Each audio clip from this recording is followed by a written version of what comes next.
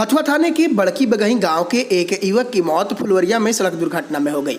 युवक बाइक पर सवार होकर भोरे से एक शादी समारोह से लौट आ रहे थे। इसी दौरान मजरवा कला के समीप एक ज्ञात वाहन के चपेट में आने से गंभीर रूप से युवक जख्मी हो गया। आनन फानन में उसे अनुमंडलीय अस्पताल में लाया गया, जहां गंभीर स्थिति को देखते हुए रेफर कर दिया गया। गोरखपुर में इलाज के दौरान युवक की मौत हो गई। वहीं घटना शनिवार की दोपहर की बताई जाती है।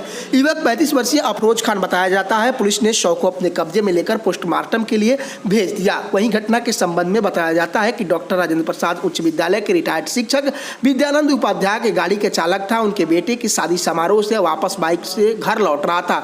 इसी दौरान अनियंत्रित गाड़ी के चपेट में आने से मौत हो गई। घटना की सूचना बड़की बगही गांव में मिली तो मातमी सन्नाटा पसर गया। मृतक की पत्नी रोशन तारा खातून का रो रो कर बुरा हाल है।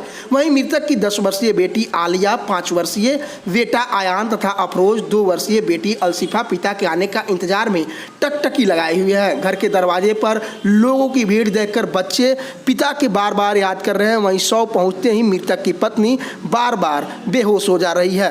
वहीं आपको बता दें कि सड़क हादसे में हुई बगही गांव के अफरोज की मौत के बाद परिजनों पर विपत्ति का पहाड़ टूट पड़ा है। 20 वर्ष पूर्व घर में आग लगी थी। इसमें मृतक के पिता महरूम व चाचा तथा दादी एवं भाई आग में जलकर मौत हो गए थे उनकी। वहीं परिवार की एक साथ 4 लोगों के मौत के बाद अफरोज के कंधे पर घर की सारी जिम्मेवारियां थी।